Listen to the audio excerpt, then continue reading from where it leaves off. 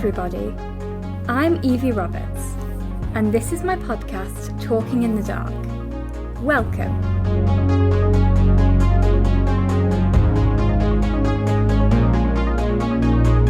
The aim of this podcast is to raise awareness about blindness, visual impairment, and disability in general, in a happy and light-hearted way.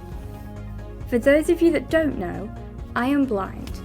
I was born with a condition called bilateral anophthalmia. Try spelling that one. It basically means that when I was born, my eyes didn't develop properly, so I wear prosthetics instead. The goal of this podcast is to remove some of the stigma and stereotypes around disabilities, whilst also having fun at the same time. Each week, I will be interviewing people from all walks of life, including some with hidden or physical disabilities like mine, and getting to know a little bit more about them and the lives they lead.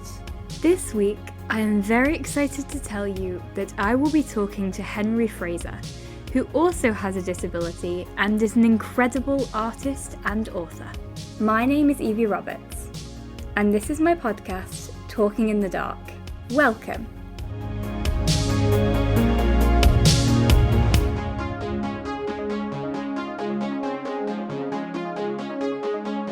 Hi Henry, how are you? I'm great, thank you. How are you? I'm really good, thank you. How's your day been? It's been good. It's been a relatively busy day, but I managed to get a short break in before this, so I'm ready to go. Oh, that's good. Well, thank you so much for coming on the podcast. Pleasure. No, it's great when I read the email and thought, it'd be a great one to be part of. Oh, thank you. So, to begin with, I know that your disability is not one you were born with and is rather a result of an accident. So, can you begin by telling me a bit about your life before your accident and how it happened? Yes, so I was always a very extremely active boy, young man, always playing sport. I'm one of four brothers. So I grew up in a highly competitive household. Sport was our thing, just whatever it was, everything had to be competitive. So we were always outside a lot, gym, just any sport that we could do at school or outside of school, whatever it was. Mentally, I was always quite a negative person. I always defined my pre-accident life by my physicality, by sport, by being in the gym. And then eventually I was asked to go to a different school on a sports scholarship and for sixth form. And it was after the first year of sixth form, I was on holiday with my mates to Portugal. And that's where I had an accident. We were just mucking about on the beach one day. I decided to go around the sea to cool off because it was middle of summer, it was boiling hot. And I just ran in, and I thought I'd run into a good depth. I dived forward, but pretty much went headfirst into a sandbank and dislocated the fourth vertebrae in my neck. So it completely slid out of place and severely crushed all the nerves in the spinal cord. And then I had 3 weeks in Portugal where I had to go in and screw and wire the vertebrae back into place. I had all kinds of wild illnesses and pneumonia and all these other things going on. And then came back to England 6 months in hospital here and then back out in the real world again. Oh my gosh, I really can't imagine how difficult that would have been. So there is obviously a transition period from a life event like that to learning to live with a disability. So how was that journey for you? It was long. There was emotional, tough, everything really. It made me rethink a lot of things and start to look at life in a very, very different way. I had some pretty dark days in hospital early on. There was always, first couple of months, this constant seed of denial in my head that, I'm going to get up and walk out of hospital and everything will be fine. I spent the first 8 weeks after my accident confined to a bed. Spent the first 5 weeks in rooms where I couldn't even see sunlight. So eventually all these little things started to pile up for me. And suddenly when I was in that chair, I was able to go outside. I thought it was great until I saw my reflection for the first time. And the last time I saw myself was the morning before we went to the beach 8 weeks earlier. And I was this fit and healthy 17-year-old. And now I was looking, I'd lost 4 stone in weight. I was super thin. I couldn't breathe for myself. I had tracheotomy in my throat, attached to an oxygen tank. I could barely hold my own head up at that point. And then when I got back to my room, it all just kind of hit me in this huge wave. That was the first day I asked the question, why me? Why has this happened to me? And I pretty much spent the whole day just crying, just letting go of all this stuff that I guess I'd been holding in for those early weeks. But letting it all go allowed me to then focus my mind in a different way and start to process things properly and start to move forward, start to focus on, what I needed to do to get to hospital and get home. And I'd say it took me a full 13 months to really accept what had happened.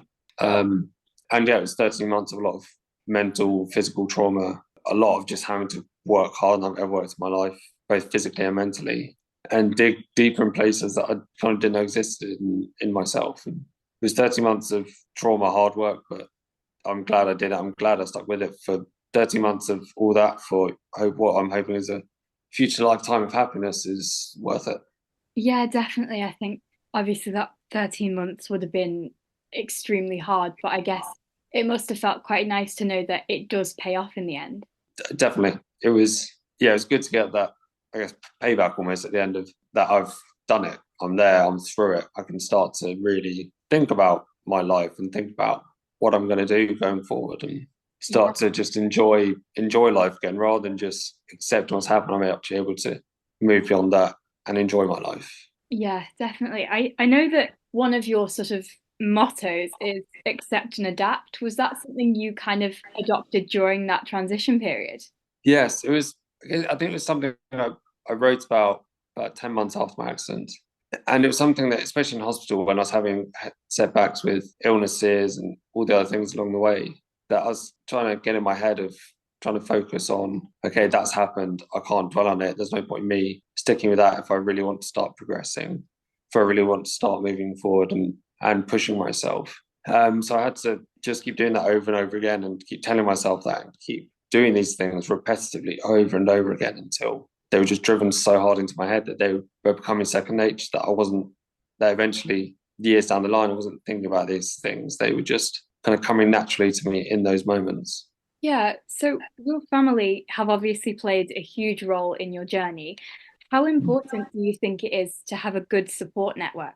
It's one of the main factors that's really kind of got me where I am, especially in those early days. When I had my accident, my parents flew out the following day to be with me in Portugal. They packed I mean, they had no idea what happened, really. And they came packed for 3 days, ended up having to stay for 3 weeks. And that was when this kind of whole wider support network came in for us as a family. My mum's a big feeder. She's Greek Cypriot background. And her friends knew that. And, my brothers were home alone for a few weeks. So people were dropping food parcels off on the doorstep. And, with these things being there for my family and supporting us, which allowed my parents, my mum, to be there for me when I was in Portugal and when I was back home in hospital. And then my brothers, yeah, all the time, they were going through, everyone in my family was going through huge moments in their own lives. My younger brother was in his first year of GCSEs. My older brother was in his first year as a professional rugby player. And my eldest brother was in his final year of university. But whenever they could come see me, whenever they could spend time with me, they made sure they were there for me. And it was great. And I think it was great kind of for me and great for them is that I really wanted to push on, show them how well I was doing. And they could see how well I was doing, which made them feel better. And me seeing them feel better made me feel better. And it's this constant back and forth of this kind of give and take of happiness. And yeah, it was tough. Yeah, it was brutal. It was wildly emotional at the start. But we stuck through it together. And yeah, it was big. Yeah, definitely. Do you think that in some ways your accident and the events afterwards brought you closer as a family? I think so. We were always very close. It was one thing our parents had always kind of driven into us. So we're always very close as brothers. We all have the same interests. We all have a very similar sense of humour to each other. And we're all quite close in age as well. It's 7 years from oldest brother to younger brother. So yeah, it's definitely made us closer. It's definitely, I think we were just able to share things more together. We're able to be more open with each other, I think, because of it. And without judging each other, without getting angry at each other, we can just be ourselves and just be great friends. Yeah. So you have become an accomplished mouth artist. How did your interest in art begin? So I was always interested when I was young, when I was a young boy, especially. When I was really young, before I started being that active young boy I was talking about earlier, my oldest two brothers were only 18 months apart in age, and they loved being outside and wrestling, doing things that silly boy brothers do to each other. And I spent a lot of time inside just making stuff and building stuff and drawing things. And so I really loved it. And then I went to school and I really enjoyed it. I did it for GCSE and AS level. But when I started GCSE, I started to really not like it. My rugby was going really well as well. So I had to, both those two things, art and rugby and extra sport, if you really want to make it, require a lot of time. And I'd rather give that time to sport and being in the gym and things. So I hated art. I don't know why I did it for AS level. I should have dropped it. So when I had my accident after AS, I just didn't think about art again. It didn't even occur to me that one day it would be, my life. So I started again in 2015, five and a half years after the accident. I was just stuck in bed with a pressure sore on my back, which is a consequence of spinal cord injuries. Your skin becomes more vulnerable because of lack of blood flow, being sat in the same position a long time. And I was just getting bored in bed. I'd spend days on one side and the other, airing my back and keeping the pressure off. Eventually, I was able to sit up in bed and I started to draw on an iPad placed on cushions on my lap. And I'd have a mouse stick with a stylus taped on the end. And I would be touching the screen and drawing. It was basic, but it was fun. It was really, really fun. I was able to get out of bed. I started with actual pencils and paint. And I just fell into this same love and joy I had when I was that young boy. This kind of freedom of just doing what I want and playing, basically. That's all. So I think I like about art. It's almost like you're just playing. You're just thinking about things. I'm in my own little world, doing my own thing without any other distractions. And yeah, so I'm back to loving it again. Right, okay. So where do you get the inspiration for your paintings? They're anywhere really. It's just online. If I see something I think just looks cool, or if I'm watching TV, and I'll make notes and end up going through internet images of those things for ages, just scrolling through, trying to work out the best colors that are going to work, how it's going to sit on the canvas, and all these things. And sometimes some might come to me just completely randomly when I'm just scrolling through online, and I'll see something slightly different and immediately kind of dive into it and want to paint it straight away. I can spend other times, I can have an idea and think about it for 6 months. I'll do other paintings in between. I don't just not work for 6 months. But so yeah, it's just whatever I see, whatever I think feels good to me, whatever I think is going to work in my style. So it does always tend to revolve around nature, animals especially. But yeah, those things. I think I really like those things because even the same animal can look different from animal to animal, from angle to angle. So I've got there's a lot of variety and stuff you can delve into in nature.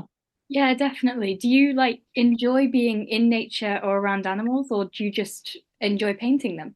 I do love it. I've got I recently moved into my own home that I was able to build from scratch, and there's huge amounts of glass everywhere, and I live out in the countryside. So I'm surrounded by all these trees, and I've put a load of kind of bug friendly plants in the garden as well. And I love seeing that and seeing all the greenery and seeing nature and seeing things change over throughout the year and from year to year. It's great. It just makes you feel kind of happy and good. And I do love animals. I love dogs. I don't have one of my own because they're just too smelly and messy, but I'm happy to be with a friend's dog for a couple of days, but I'm very happy to give it back.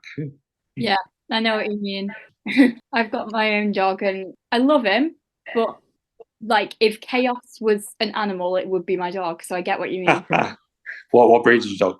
He is a Labradoodle. He's a golden Labradoodle. Oh wow, okay, yeah. He's 6, but acts like he's about 12 weeks old. Like acts like he's still in that puppy stage. And everyone said, "Oh yeah, he'll grow out of it." No, no, no, he won't. Nope, still that. What's his name? He's called Leo. Nice. It's a good name. Yeah, we weren't actually originally going to get him. There was 10 in his litter, and we were meant to get a black Labrador, but he went to another family, and they were like, "Well, we've still got this one. He's the last to go, but you can have him." So we were like, "Right, okay." So we got him, and ironically, the reason we got him because I was scared of dogs. Oh wow, okay. For the first few weeks, it made me more scared. But you've grown to love him? Yes, yes, grown to love him. Did a lot Okay, of phew. Yes, did a lot of like sitting in high up places and having him on the floor to start off with, and we slowly got there. How long did it take to get close Um, to him? oh, good question. I would say a couple of weeks. There's a picture of me when I was about 8 years old, sat with him in his crate, but with the door open, if that makes sense, with my hand like Okay. right. And I think that was taken a couple of weeks afterwards. Okay. That's not too bad then. No, it isn't. Got there eventually. Nice. So, sort of revolving back to art, then, what's your favourite painting you've done so far? Oosh. I, hmm. I think it's one of I did I just called The Wave, and it was because I remember back when I was 8 years, 7, 8 years old. I in art class we had to recreate an image of Japanese artist guy called Hokusai. He did this famous painting of a wave. And I remember I was so happy with what I created back all those years ago when I was like a young boy who loved art. And it was one of the best, still one of the best things I ever painted was that image. And I was just thinking back about kind of art when I was young. I was thinking about it that images I could recreate now and from then to between then and now. And so I decided to go for this image of a wave. And I had this whole idea planned in my head, but eventually I just tried. The moment I started, the whole plan I had went completely out the window, and it was just on the spot there in that moment. I just painted this. It took me about 2.5 hours. I think it's kind of the freest I've ever painted. I've just gone with what was happening in that moment, and I just love the outcome. Absolutely love it, and I think love the colours I've chosen. Love the break of the wave, the top of the kind of the white foamy bit at the top, and I don't know, something about it just really appeals to me. Oh, wow, that sounds really cool. So, as well as being an artist, you've also published two books, one called The Little Big Things and the other called The Power in You. I have listened to the audiobook of The Little Big Things. I actually just finished it yesterday. And honestly, it's so inspirational. Um, Oh, thank you so much. okay, but can you tell my audience a little bit about those books? Yeah, so first one came about because someone saw a talk I gave, sharing my story, and the line "The List Big Things" is from that moment in that talk. And someone approached me and said, "Have I ever thought about writing a book?" And I said, "Absolutely not. That's not my thing. But I'll sit down and chat with you and see what he says." And it eventually, between that first meeting and getting it done, was I think about 5 years. But yeah, it just happened. I never ever thought I'd release any book in my life, let alone two. So the first one is just memoir of what happened, basically. Obviously, it does touch a bit on kind of pre-accident life, but the main focus was the 6.5 months I was in hospital and everything I went through there and my mindset then and the mindset I've then carried through to now, to the post-accident life and where I am now. So that came out in 2017. That's 6 years ago, and then in 2020 was my second book, The Power in You, and that was more of, I guess, a self-help book as they're called these days.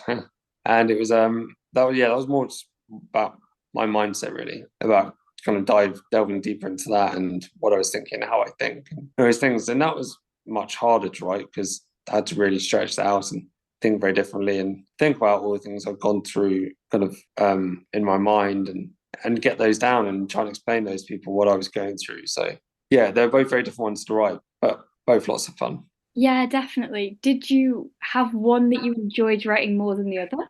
The second one, the first one for me, because I've told my story so many times. I give a lot of talks sharing my story. I've spoken. I just end up speaking to people when I'm out and about, people or at events. People always ask me about it, and so I'm so kind of emotionally removed from it that for me it's just kind of a practical thing that happened to me that I've just kind of ticked off and moved on from. So then to have to go back and really think about what happened and look back in those moments was yeah, it was long, and I talked to my brothers and friends and what they were going through, and all that fun. Whereas the second one was, I guess, a bit freer. I was able to didn't really have to stick so much to a structure. Almost, I could go a bit more freewheeling and kind of a bit more out there with it.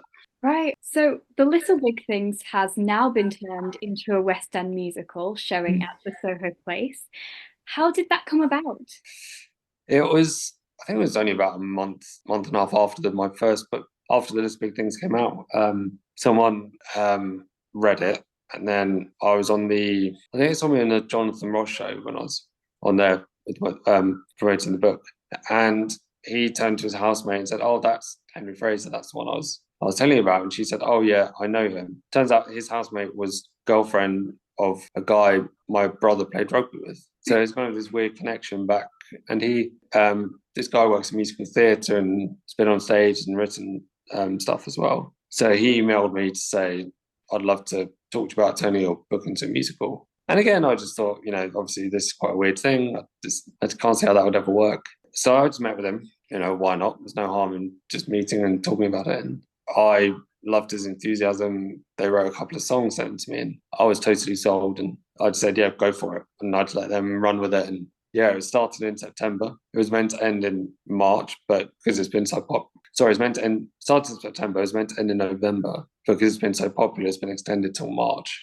So it's been a pretty wild few months, which I've thoroughly enjoyed. It's been a mad thing to say that's happened in my life. Normally people can say their life is a West End musical. Yeah.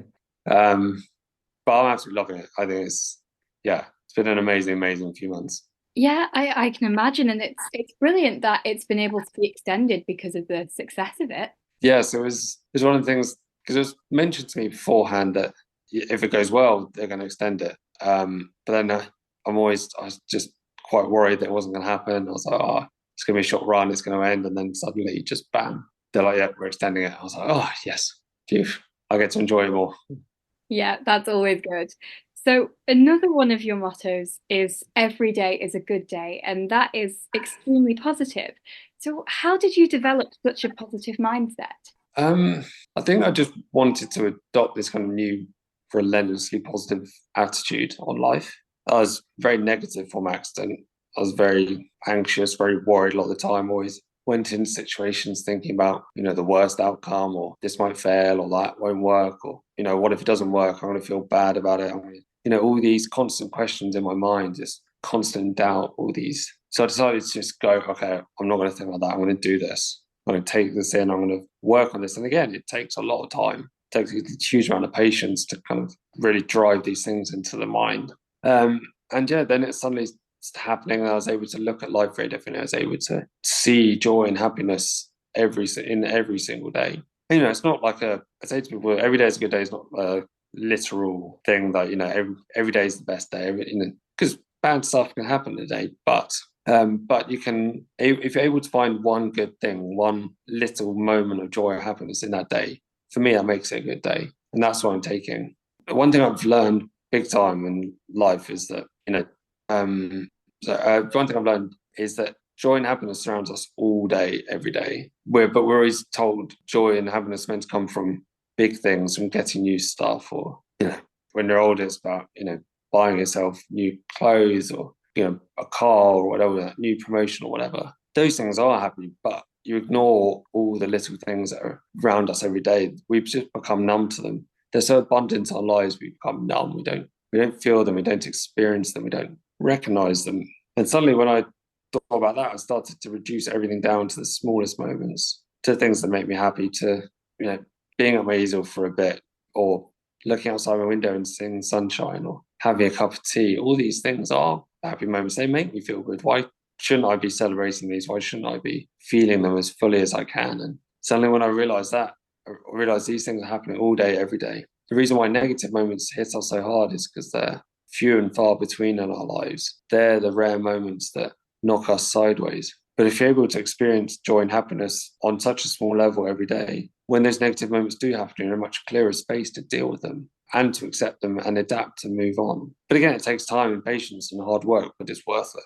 Yeah, I totally agree with you. I think a lot of people, including myself sometimes, I think you very rarely notice all the tiny little things during the day that are good, and you tend to focus Mm. a little bit more on the bad things.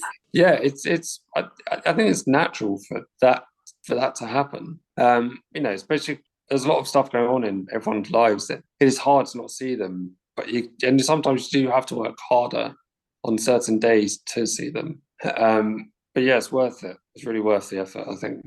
Yeah, absolutely. So, what has been your proudest moment so far? Yeah. I would say the first time I ever gave a talk in front of a room of people about my story. Public speaking being the one thing that scared me more than anything in the world. I hated it so much. I'd do anything to get out of it. Literally anything. It terrified me. Someone who's written two books, had a musical made of their lives, and holding my own exhibitions. The one thing I always hated in my life was being centre of attention. I'm very different now. No, I'm still not a huge fan of always being in front of people and doing things. But I just try to enjoy and embrace it when it does happen these days. Um, so when I was asked to give the talk the first time sharing my story, I agreed to it. And it was agreed to a talk that was 6 months later on. And in my head, I thought something's going to happen. I'm not going to have to do it. It's 6 months away. And suddenly it was 1 week away and it was happening. And I thought, oh, damn, okay, I've actually got to do this now. And the moment I finished that talk, I felt this rush, this feeling of adrenaline that I'd never ever felt before in my life. And it suddenly occurred to me, like, what have I been missing out on? The times I've turned things down, that I've said no to stuff because I was worried or scared. And doing that talk was the best decision I've ever made in my life. It was from that talk that I was asked about the writing a book. And from that book, I was asked to if it was asked to be turned into a musical. And because that book has given me all these opportunities, other opportunities that just never would have happened had I not given that first talk. But the other thing, giving those talks has just given me this new confidence that I never had before. It's made me far more outgoing. It's made me more confident in what I have to say. And I'm not so worried about being judged by other people and all these things. I've put myself up in rooms of hundreds of people. I've done it before in front of over 1,000 people in a room. I was at the Royal Albert Hall last week with a musical and I was on stage in front of 5,500 people. It still completely and utterly terrified me, but I wouldn't even given it a thought about that perform accident. I would have just said no immediately. And yeah, public speaking, number one.